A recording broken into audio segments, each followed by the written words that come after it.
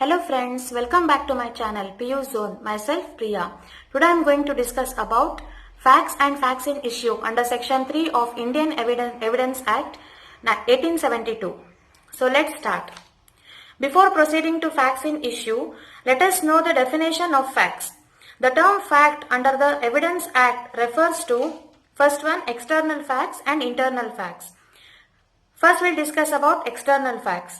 Anything or state of a thing or relation of things which is capable of being perceived by the five senses is external fact.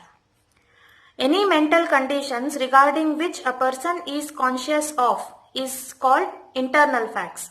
Let us know better with examples.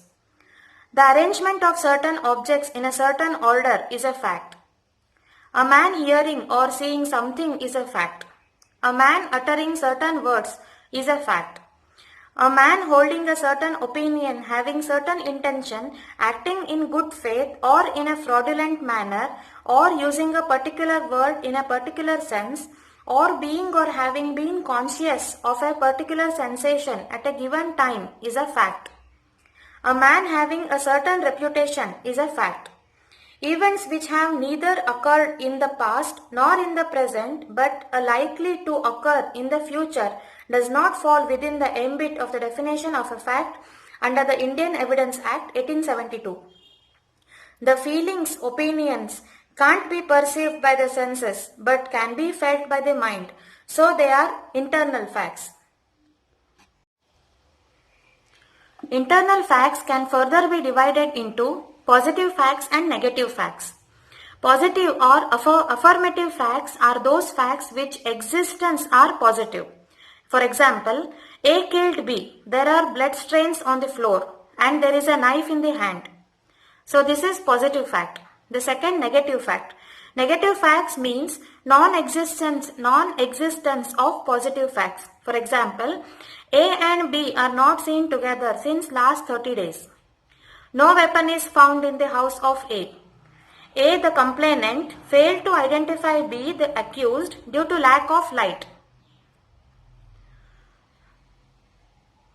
In the law of evidence, fact includes the fact probandum, that is principal fact to be proved, and second, the factum proband, that is the evidentiary fact from which the principal fact follows immediately or by inference.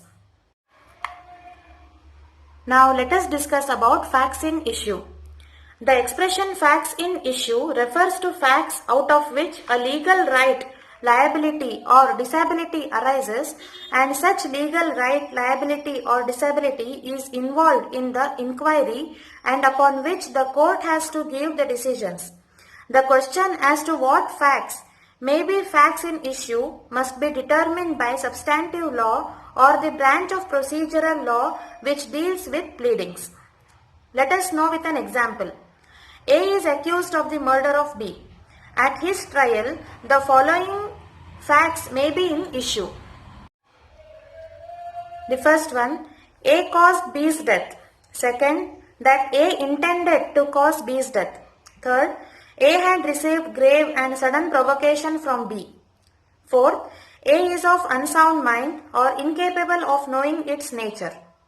Facts in issue means the matters which are in dispute or which form the subject of investigation.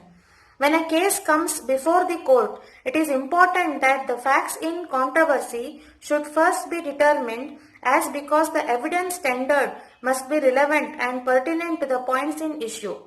Facts in issue is the main fact which controls the case, and its proof often depends on the relevant facts. Facts in issue are those facts which are alleged by one party and denied by the other in the pleadings in a civil case, and alleged by the prosecution and denied by the accused in a criminal case. So this much regarding facts and facts in issue under section 3 of Indian Evidence Act 1872.